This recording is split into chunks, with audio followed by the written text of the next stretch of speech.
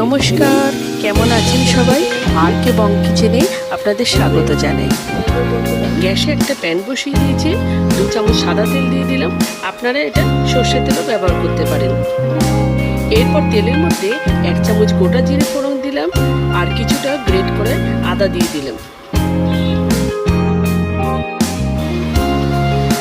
মশলাটা একটু ভাজা ভাজা হয়ে গেলে আগে থেকে ভিজিয়ে রাখা মসুর ডাল দিয়ে দিলাম।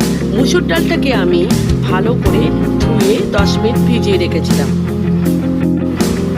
এরপর 1 চামচ হলুদ দিয়ে দিলাম, একটু নাড়াচাড়া করে ঢাকা চাপা দিয়ে দিলাম 5 মিনিটের জন্য।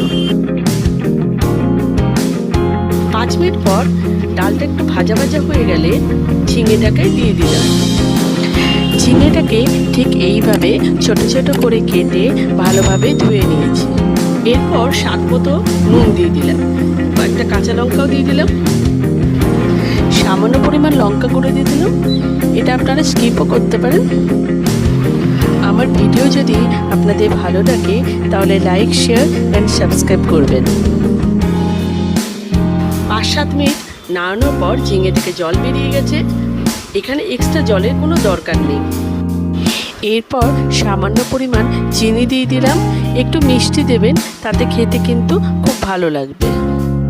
এরপর ঝিঙের জলটা শুকিয়ে গেছে আর ঝিঙেটাও সিদ্ধ হয়ে গেছে, একই সাথে ডালটাও সিদ্ধ হয়ে গেছে।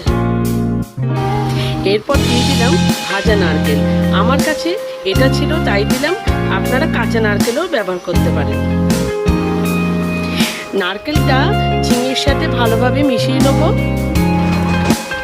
আমার মায়ের কাছে আমার এই রেসিপিটা শেখা, তাই আপনাদের সাথে শেয়ার করলাম।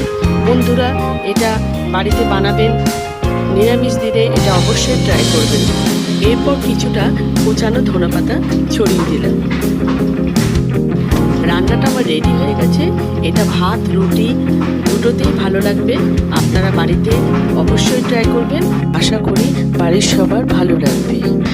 তাহলে আজকে ভিডিওটা শেষ করছি, পরবর্তী আরেকটা ভিডিওতে দেখা হবে।